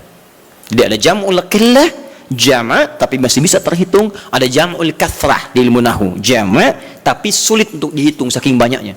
Banyak. Rubah kalimatnya dari akhta jadi khataya. Paham? Nah, terus Anda ngaku, saya memang mengakui ya Allah banyak salah seperti tadi itu. Ngaku banyak. Mata salah, telinga salah, kaki salah, semua salah ya Allah. Saya ngaku banyak salahnya. Amal saya sedikit. kalau Anda mengakui kesalahannya, tambahkan ya kecil di ujung kalimat khotoyanya. Maka khotoya ya. Jadi kalau kalimat itu disatukan khotoya ya, maknanya saya mengakui saya banyak salahnya. Nah, kalau Anda ingin dihapuskan, dijauhkan dari kesalahan itu sejauh-jauhnya, maka sesuatu yang dijauhkan sejauh-jauhnya bahasa Arabnya ba'id. Ada tasydid ba'id, ada pakai alif ba'id. Kalau tasydid begini, ini di ilmu lugah ya, ba'id ada tasydidnya ini. Itu artinya jauhkan tapi masih kelihatan. Oleh ikhwah ba'id as-sa'an nih. Teman-teman tolong jauhkan jam itu dari saya. Anda jauhkan misalnya, tapi saya masih lihat, itu pakai tasydid ba'id. Tapi kalau sudah pakai alif ba'id, itu artinya jauhkan sejauh-jauhnya sampai saya nggak bisa lihat lagi. Perhatikan kalimatnya. Teman-teman, ketika Anda mengatakan Allahumma ba'id baini wa baina khataya ya kama ba'adta bainal masyriqi wal maghrib. Bagaimana cara menerjemahkannya? Ya Allah, saya akui di salat ini bahwa saya banyak berbuat salah. Saya akui ya Allah. Saya akui. Tapi saya mohon dengan sifat-Mu yang Maha Pengampun, tolong jauhkan saya dengan kesalahan-kesalahan ini sejauh-jauhnya. Saya nggak pengen lihat lagi sampai kiamat. Karena sekecil apapun kesalahan kita, itu akan ditampakkan. May ya'mal mithqala dzarratin khairan yarah wa may ya'mal mithqala dzarratin syarran yarah. Yang baik ditampakkan, yang buruk pun diperlihatkan. Dia nak katakan dalam salat, saya ngaku saya salah ya Allah sebelum salat ini. Saya ngaku, saya banyak salahnya. Tapi Engkau Maha Pengampun, saya mohon ya Allah, jauhkan dari saya nggak pengen lihat lagi sampai kiamat, mohon ya Rabb. Jauhkan seperti Engkau jauhkan antara timur dengan barat yang tidak pernah bertemu. Maka saya pun tidak ingin bertemu lagi dengan kesalahan-kesalahan saya nanti. Itu poinnya. Makanya kalau Anda kaitkan lagi dengan tips salat khusyuk dalam Quran, kan di Quran itu, di Quran surah kedua ayat 45 sampai 46, orang khusyuk itu merasa bahasa singkatnya saat akan salat mungkin itu salat terakhir bagi dia. Wa annahum ilaihi raji'un. Ya, dan mungkin saat itu dia akan kembali kepada Rabbnya. Makanya kata para ulama, kalau Anda ingin salatnya khusyuk, mungkin bayangkan saat itu saat salat terakhir Anda mungkin diwafatkan dalam keadaan sujud. Nah, itu paling indah. Kita tidak menduga kapan dan dalam suasana apa kita meninggal. Saya lihat beberapa hari ini dikirim video, Masya Allah, ada yang sedang berdiri, tiba-tiba merasa sesuatu, terus dia sujud, terus tidak bangun lagi. Dan kita tidak tahu dalam suasana apa kita akan wafat. Mau sholat meninggal dalam keadaan sujud? Nanti asar ya? Masya Allah. Sini belum selesai. Ini ya.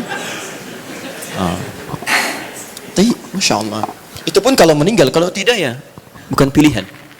Tapi kita bisa memilih dalam keadaan apa kita wafat. Kita tidak bisa mengetahui kapan kita wafat, tapi kita bisa menyiapkan diri dalam suasana apa kita wafat. Kata para ulama, kalau Anda ingin selalu baik, maka rasakan dan bayangkan saat terfikir berbuat maksiat, rasakan seketika Allah akan mewafatkan Anda pada saat itu. Maka demi Allah Anda akan dijaga dalam kebaikan. Antum kembali ke kantor sekarang, ada yang ngajak korupsi misalnya, disogok, bayangkan saat disogok Anda wafat. Apa tidak malu Anda ikut ta'lim, ikut ini, wafat dalam keadaan menerima sogokan? Ketika Anda ingin menghujat orang lain lewat tulisan, lewat kata-kata, bayangkan saat menghujat Anda diwafatkan. Ya, apa tidak malu ikut ta'lim tiap waktu tapi diwafatkan dalam keadaan mencela orang lain? Sayang. Nah, maka itu yang saya katakan ba'id, Anda paham itu saja, satu saja, maka Anda rasakan, ya Allah saya banyak salah. Bagaimana kalau saat ini salat terakhir saya? Dalam sujud ini wafat saya masih membawa kesalahan, mohon ya Allah, saya mohon ampuni saya, jauhkan saya dengan kesalahan-kesalahan yang pernah saya lakukan. Seperti Engkau jauhkan dari timur dengan barat. Ini yang menjadikan sahabat Abu Bakar belum mengucapkan ini saja sudah menangis terseduh. Dan kita ada di mana? Nah, dalam salat malam, cobalah pahami itu. Nah, dalam salat malam Nabi lebih banyak membaca yang panjang-panjang seperti yang wajah tu. Itu indah. Kenapa dibaca yang wajah tu? Salah satu yang roba Jibril, roba Mikail. Kenapa yang dibaca itu? Karena salat malam itu, waktu malam hari, buka Quran surah ke-73 ayat yang ke-6. Karena waktu malam itu, waktu yang paling tepat untuk menyentuh jiwa kita. Bacaan-bacaannya lebih menghunjam kepada jiwa. Inna nasyi'atal laili hiya ashaddu wat'aw wa aqwamu qila. Sungguh bangun malam, salat malam itu ashaddu wat'a, lebih menyentuh kata-katanya kepada jiwa kita. Wa aqwamu qila, dan kalimat kita itu lebih meresap pada jiwa. Nggak percaya silahkan Anda bangun malam ya, bandingkan dengan sholat siang, itu lain khusyuknya. Akan terasa nikmat malam. Kalimat-kalimatnya cepat menyentuh pada jiwa kita. Makanya mencari kalimat-kalimat, doa-doa, bacaan-bacaan yang sentuhan ke jiwanya lebih dalam. Wajjahtu wajhiya lilladzi fatara as-samawati wal arda hanifan muslima wa ma ana minal musyrikin. Duhai Allah, Malam ini aku bangun, ku hadapkan sepenuhnya diriku, ya Allah. Aku pasrahkan kepadamu penguasa langit dan bumi. Aku berjanji tidak akan musyrik selama hidup, ya Allah. Inna salati wa nusuki wa mahyaya wa mamati lillahi rabbil alamin. Duhai Allah, sungguh salatku malam ini, semua ibadahku, hidupku, atau engkau wafatkan aku di malam ini. Wa mamati. Atau engkau wafatkan aku di malam ini. Saat Anda bangun malam jam 2, terus ada kalimat itu Anda ucapkan dan Anda paham artinya. Atau engkau wafatkan aku di malam ini, ya Allah. Lillahi rabbil alamin. Hamba ikhlas. Kalau itu sudah ketetapanmu Tuhan penguasa alam. La syarika lahu bidzalika umirtu ana minal muslimin. Dan saya ikrarkan mulai hari ini, ya Rabb, saya tidak akan berbuat dosa-dosa, apalagi musyrik. Dan seperti itu saya diperintahkan, saya komitmen mengerjakan hamba yang terbaik. Wa ana minal muslimin. Dan kalau saya diberikan kesempatan untuk hidup esok hari, atau sekarang saya wafat, saya berjanji akan jadi orang Islam yang lebih baik lagi. Saya akan makin patuh. Makanya kalau orang baca iftitah atau istiftah dengan bacaan ini dan tidak lebih baik setelah sholat, ada yang salah dengan kata-katanya. Tapi itu indah saat dibacakan di malam hari. Cobalah malam bangun, hadirkan suasana itu, baca dengan baik, dan itu nyaman ke jiwa kita. Ya, kita lebih butuh kalimat-kalimat itu untuk menyentuh jiwa dibanding kesibukan. Sekarang malam itu dibuat seperti siang. Padahal kata Quran, wa ja'alna al-laila libasa wa ja'alna an-nahara ma'asya. Malam itu kami desain kata Allah untuk istirahat, siang untuk aktivitas. Sekarang orang dipaksa beraktivitas di malam hari. Ya, maaf ya, yang Piala Dunia itu mereka masih siang, kita yang nontonnya malam. Kita yang malam, mereka siang. Jadi kalau teman-teman Anda bisa memutar kembali apa yang Anda bisa lihat siang harinya, kenapa Anda korbankan waktu malam Anda? Karena setiap metabolisme tubuh kita itu ketika diporsir untuk beraktivitas, dia akan menuntut gantinya. Malam istirahat, Anda 7 jam, Anda pakai 2 jam aktivitas, besoknya dia nuntut 2 jam untuk istirahat. Supaya ada kebiasaan perputaran bagian dari tubuh kitanya. Karena itu coba kita pahami ya, orang-orang di luar itu desainnya luar biasa. Kita dipaksa untuk mengerjakan sesuatu yang mereka nggak lakukan. Kayak rokok misalnya, ya pengusaha rokok, pembuat rokok di luar, mereka nggak merokok, dikirim ke kita. Itu yang repot gitu kan. Kadang-kadang kita harus melihat dengan lebih dalam untuk memahami bahwa ada sesuatu yang harus kita saring kembali. Jangan mencela orang lain, itu strategi mereka. Tapi kita bisa memilih untuk mendapatkan yang baik atau meninggalkan yang buruk dalam kehidupan. Jelas ya? Baik. Ini yang iftitah surah terakhir, dan saya berhenti di sini, dan saya mohon maaf barangkali ini bagian terakhir dari sesi bahasan. Untuk sementara saya tidak membuka tanya jawab dulu karena kami jam 3 harus sudah berada di Bekasi untuk bisa menyerahkan beberapa teman-teman yang akan berangkat haji pada tahun ini. Persyaratannya kami koordinasikan, itu harus diserahkan hari ini. Ya, jadi mohon pengertiannya ya teman-teman sekalian. Surah terakhir.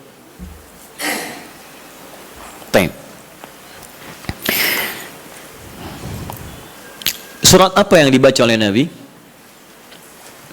Secara singkat, ada tiga jenis surah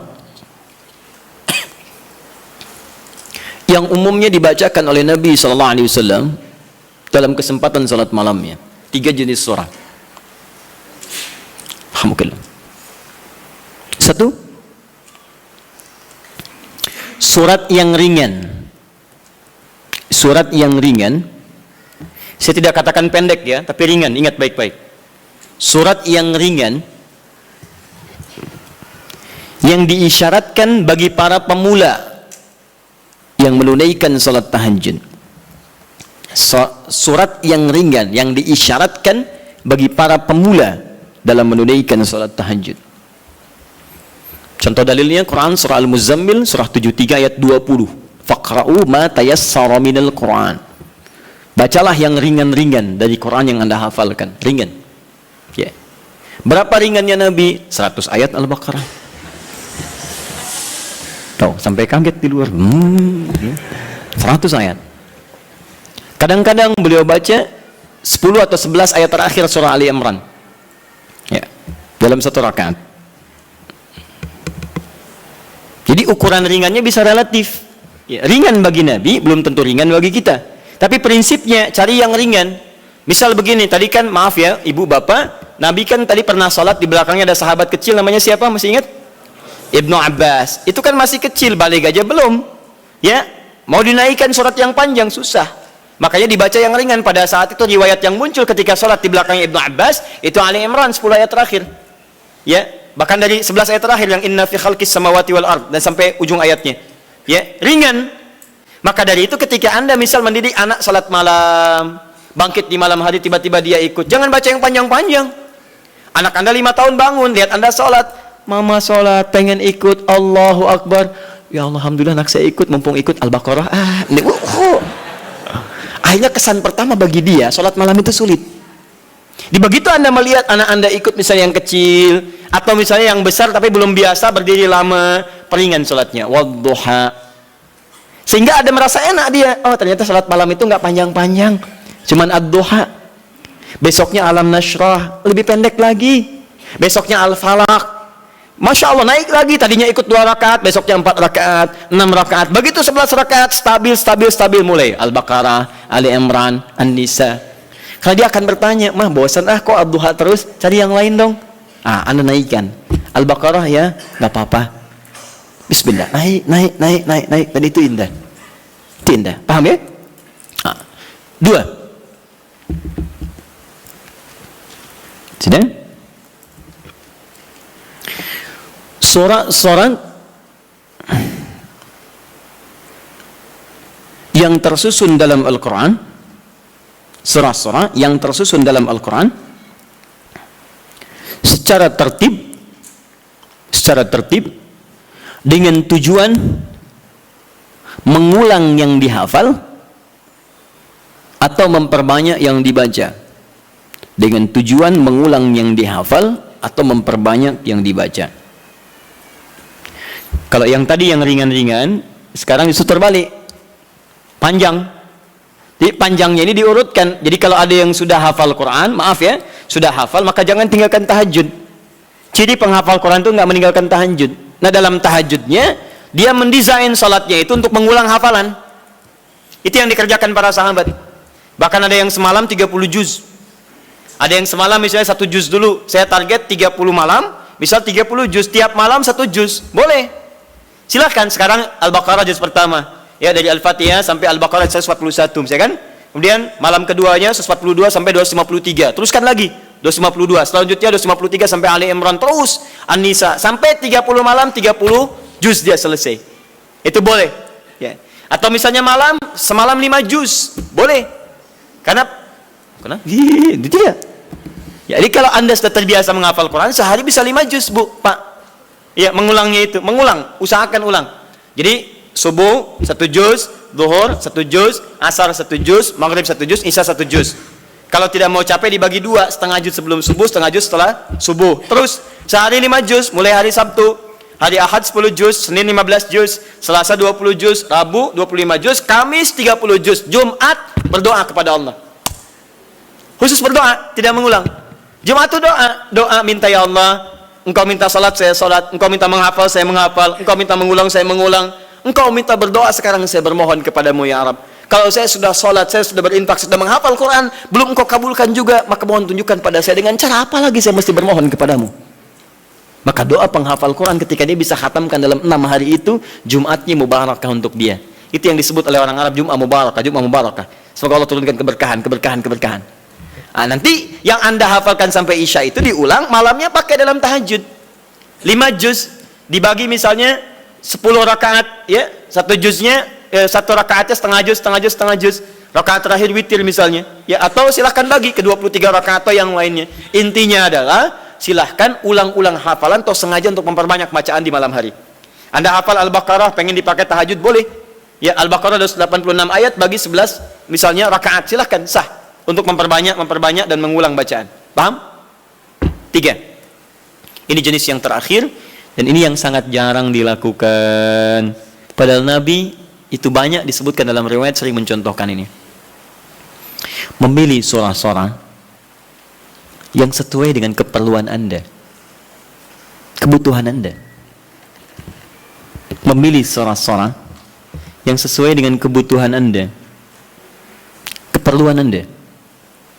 Tadi saya katakan di awal, semua surah Al-Quran itu adalah didesain sebagai pedoman hidup kita. Jadi semua masalah kita solusinya ada di situ. Saya pernah bacakan di awal jumpa kita banyak ayat di Quran tentang hidup kita. Nah, kenapa Anda saat malam tidak bermohon kepada Allah lewat sholat Anda? Maaf teman-teman, Bapak Ibu sekalian, dengan membaca surah yang terkait dengan kebutuhan Anda. Misal, Anda yang sedang mencari nafkah, kenapa tidak baca ayat-ayat tentang nafkah di Quran? Minta dimudahkan, kan ada. Di Al-Baqarah 168, Al-Baqarah 172, Al-A'raf ayat ke-96 misalnya. Tentang rezeki di Quran surah 51 ayat ke-22 misalnya. Ada semua. Anda yang sedang kesulitan misalnya di rumah dan sebagainya, kenapa nggak baca ayat-ayat tentang kemudahan? Ya, mudah urusan rumah. Misalnya Quran surah keempat ayat 34, 35 gitu kan. Kalau ada persoalan minta kepada Allah solusinya. Kemudian ada di Quran surah ke-65 ayat 2 sampai 3 tentang masalah-masalah yang umum. Anda yang di birokrasi sekarang banyak orang saya tuh bingung ya. Kalau masa-masa pemilihan tuh banyak mengerjakan hal yang tidak perlu. Padahal kata Quran itu di Quran surah 3 ayat 27 kan jelas. Dari 26 sebetulnya sampai 27-nya. Jelas. Qulillahumma malikal mulki tu'til mulka man tasya' wa tanzi'ul mulka mimman tasya'. Katakan kekuasaan itu hanya milik Allah. Allah berikan pada siapa yang kehendaki. Jadi kalau ada orang baik diberikan supaya kebaikannya menyebar pada rakyatnya. Kalau ada orang jelek kemudian dia bisa naik, untuk ditunjukkan ada yang salah di tempat itu harus diperbaiki supaya dia bisa diganti dengan yang lebih baik. Itu maksudnya. Tapi kekuasaan itu Allah yang tetapkan. Makanya orang-orang yang pandai itu dia akan mendekati Allah. Dia akan memohon supaya diberikan petunjuk. Kalau diberikan, dia lakukan hal-hal yang baik. Maka mendekat dia baca ayat-ayat itu. Sebetulnya kepala-kepala yang calon pilkada, calon pemimpin dan sebagainya, calon kepala daerah dari mulai yang ringan sampai yang besar, kalau dia paham tentang ayat itu, dia bangun malam, dia minta petunjuk kepada Allah. Itu titipan. Karena kalau cuma jadi pemimpin, Firaun pun pemimpin. Tapi kepemimpinan Firaun diabadikan bahkan dalam Al-Quran sebagai contoh, karena itu belum tentu mengantarkan dia ke surga. Hati-hati.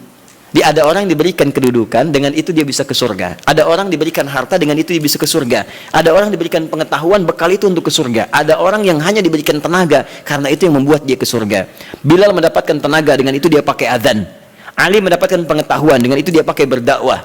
Baik, sebagian sahabat mendapat kedudukan, di antara mereka ada Umar bin Khattab. Ya, dipakai untuk mengantarkan ke surganya. Yang harta benda seperti Abdurrahman bin Auf. Tapi jangan lupa, ada Firaun yang pernah mendapatkan kedudukan, diberi contoh, tapi tidak bisa mengantarkan ke surganya. Ada Qarun yang ketika dia punya harta hanya dipakai foya-foya. Jadi kalau orang sekarang hanya ingin ikutan foya-foya, dia ketinggalan, telat dia. Keduluan Qarun.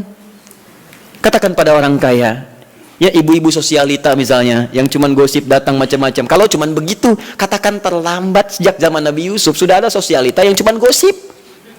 Kumpul-kumpul, katanya di sini ada orang ganteng ya, sampai kejebak kan situ. Oh tuh, emang dia nggak tahan. Yusuf keluar, begitu keluar, wah, mahadza basyarin hadza illa malakun karim. Ini sih bukan manusia, ini malaikat yang sedang menyamar. Ganteng-ganteng Nabi. Oh, orang sekarang ganteng-ganteng serigala. Digosipin lagi. Tuh, udah ada kasusnya banyak. Jadi untuk apa kalau cuma kumpul-kumpul nggak ada kerjaan, harta dibanggakan? Cari ayatnya. Begitu Anda dihadapkan pada suasana itu, baca. Malamnya bangun, sujudnya lamakan, sholatnya pilih yang sesuai. Teman-teman yang mau menikah, ya, yang belum ada jodoh misalnya, kan cari ayat-ayat supaya Allah bimbingkan. Ya, calon-calon yang bagus. Kalau laki-laki pasti perempuan calonnya. Cari ayat perempuan-perempuan yang baik, atau sebaliknya. Ada Quran 51 ayat 49, gitu kan? Ada Quran surah 49 ayat ke-13, gitu kan? Ada kalau mendekat ke pernikahan, Quran surah 30 ayat 21. Anda ingin samara, tapi ayatnya nggak pernah dikaji. Ya, walaupun istri Anda calon yang namanya samara, tapi kalau nggak pernah dibaca ayatnya, mustahil baca. Quran surah 31 ayat 30 ayat 21 baca. Yang belum nikah, ya. Orang bilang jomblo, nggak apa-apa. Anda jomblo fisabilillah, ya. Berusaha untuk mendapat yang terbaik. Jomblo dibagi 3, jomblo fisabilillah, jomblo syariah, dan jomblo sengketa. Ya. Nanti kita bahas lain waktu lah bagi yang belum menikah. Baik, jomblo sengketa itu pilihannya banyak tapi belum bisa menentukan, ya, sehingga jadi persoalan. Kenapa jadi ke situ? Jadi itu intinya ya, itu intinya. Cari, kalau belum bisa, cari indeks-indeks ayat-ayat Quran, di indeks-indeksnya apa, pelajari itu, dan contohnya banyak di hadis-hadis Nabi Sallallahu Alaihi Wasallam atau amalan-amalan para sahabat. Bahkan Nabi Zakaria ketika sholat di mihrabnya Maryam itu, apa yang beliau baca dalam sholatnya? Beliau memohon supaya diberikan karunia keturunan. Qala rabbi habli min ladunka dzurriyyatan thayyibah innaka sami'ud du'a. Quran surah 3 ayat 38 sampai 39. Apa yang terjadi? Begitu dibacakan itu, turun jawaban dari malaikat, kamu akan punya keturunan. Dijawab langsung. Ya Anda ini bagaimana keperluannya pengen proyeknya lancar, yang dibaca minal jannati wan nas. Qul a'udzu birabbin nas, qul a'udzu birabbin nas. Ya susah dikabulkan, proyek banyak gangguan, jin lagi yang datang, kan? Sudah ya? Cukup dulu ya? Sekira cukup dulu untuk hari ini pembuka. Nanti saya tidak bisa berjanji, tapi saya mengusahakan sebaik yang saya bisa lakukan. Pertama, untuk pertemuannya akan datang, kemungkinan wallahu a'lam, tapi nampaknya kami akan berangkat tahun ini untuk berhaji dengan beberapa rombongan para penghafal Quran. Mohon doa semoga dilancarkan, semuanya baik. Tapi tentunya dengan kepergian dan keberangkatan kami, artinya itu barangkali akan menjadikan pertemuan kita sesi di bulan depan, barangkali untuk sementara kita berlibur. Tapi libur itu bukan berarti kosong dari taklim, karena saya akan berikan PR pada Anda yang akan saya cek di pertemuan setelah saya pulang dari haji. PR-nya adalah pengulangan dari yang sebelumnya. Setiap yang hadir insya Allah menghafal 11 ayat terakhir surah Ali Imran. Siap? Siap ya? Sudah hafal?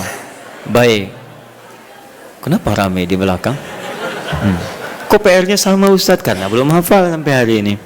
Baik, sudah ya? Satu itu. Yang kedua, jika ada pertanyaan-pertanyaan terkait, nanti malam ini kami ada AKS Al-Quran Sunnah Solution langsung dari Bekasi. Itu insya Allah nanti kita buka malam hari nanti untuk meneruskan tentang fikih haji. Bagi yang akan berhaji, Anda boleh simak kajiannya, atau yang belum berhaji Anda juga bisa menyimak, atau yang telah berhaji bisa menyimak untuk indikator keberhasilannya. Nah, kemudian berita yang ketiga, insya Allah kami akan mengadakan manasik akbar bagi siapapun yang ingin belajar tentang manasik haji. Bagi yang sudah, yang akan berangkat, atau yang belum. Kemungkinan waktunya Sabtu yang akan datang lagi, tanggal 21 pagi hari. Ya, nanti kami akan update kembali waktunya. Tempatnya di Bekasi, kami siapkan miniatur dan seterusnya.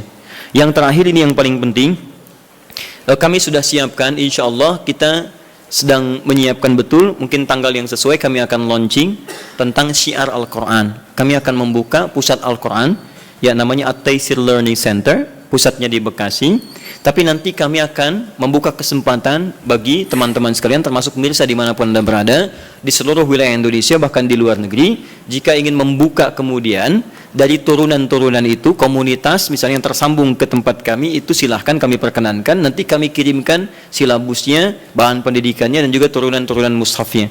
Nanti ada 3 program. Pertama, pengentasan buta baca Al-Quran. Mushafnya kami siapkan, tahun ini kami cetak 125.000 mushaf. Kemudian yang kedua, ada untuk pendalaman makna Al-Quran, bahkan dari perkata, kami juga cetak 125.000 eksemplar. Dan yang ketiga, untuk menghafalkan Qurannya dengan metode At-Taisir. Kita akan kemudian korelasikan dan lingkarkan ke seluruh wilayah-wilayah khususnya di Indonesia. Nanti teman-teman yang siap untuk ikut, nanti boleh nanti buka komunitas saja, tempatnya nggak usah diwakafkan. Anda aja yang rawat itu semua, nanti kita linkkan ke tempat kami, kita kirimkan kurikulum dan kita berikan pelatihan-pelatihan. Itu kelas pertama. Launching kelas kedua, insya Allah dalam pekan ini akan dilaunchingkan kelas Quran, kelas kehidupan Quran, yang pernah kami sampaikan dulu. Itu nanti ada kelas dokter, kelas pengusaha, kelas macam-macam, itu ada di situ. Dan itu akan menurunkan ayat-ayat Quran sesuai dengan profesi. Misal Anda yang mahasiswa, apa saja ayat-ayat bimbingan dalam belajar, nanti ada kelasnya khusus. Anda akan dididik tentang turunan makna Al-Quran, tentang bagaimana cara belajar sesuai dengan petunjuk Quran dan Sunnah. Ya, misalnya yang dokter, silahkan. Dokter nanti masuk kelas dokter, itu dibagi sub lagi. Nanti ada dokter tentang jantung. Kemarin kami sudah diskusi dengan dokter jantung, hasilnya hebat. Ya, apa kaitan zikir dengan suasana jantung? Beliau uji sampai beliau cek. Ada alatnya, Pak. Alatnya kecil ya. Dan kami sudah diskusi. Jadi beda. Bahkan beliau cek lintas agama. Ada yang dicek misalnya agama A, agama B, agama C, dan luar biasa.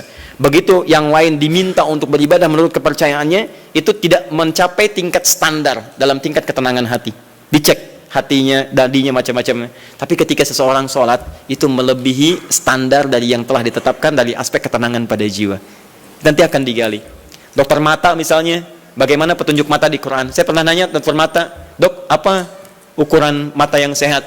Diskusi ya, teman-teman. Oh, Ustadz, kalau matanya bagus, jelas, tidak ada bayangan, tidak ada penghalang, itu sehat. Saya bilang, saya banyak temukan yang seperti itu, dok. Sehat, bagus, gak pakai kacamata, tapi dia gak bisa bedakan mana sendal dia, mana sendal orang lain. Itu kenapa? Wah, itu saya bingung, Ustaz. Ya, itu nanti kita dudukkan di satu kelas dan seterusnya. Ya. Nanti yang seperti itulah ya. Mudah-mudahan saat memberikan resep tidak hanya diberikan minum obat ini, tapi dia katakan Quran surah sekian ayat sekian. Baca lagi. Itu yang kami sampaikan. Kalau ada benar itu semua dari Allah sebagai titipan, sebagai petunjuk kebenaran Rasulullah SAW. Kalau ada yang salah itu mutlak dari saya pribadi. Anda boleh sampaikan untuk saya, kemudian perbaiki dengan segala kerendahan hati. Kalau menemukan kesalahan cukup ditinggalkan, ambil pendapat ustaz lain yang lebih baik. Tapi kalau Anda menemukan kebaikan, silahkan amalkan, karena Allah sedang mencintai Anda untuk menjadi pribadi yang lebih baik. Jika Anda belum sempat berlomba dengan orang soleh, untuk meningkatkan ketaatan, maka berlombalah dengan para pendosa untuk bertobat dan beristighfar kepada Allah Subhanahu wa taala. Saya mohon pamit dan mohon izin saya diberikan kelapangan untuk menuju kendaraan supaya mudah sampai ke tujuan karena kami sangat ditunggu pada hari ini. Subhanakallahumma wa bihamdika asyhadu an la ilaha illa anta astaghfiruka wa atubu ilaik. Wa akhiru da'wana alhamdulillahirabbil alamin wal 'afwu minkum. Assalamualaikum warahmatullahi wabarakatuh.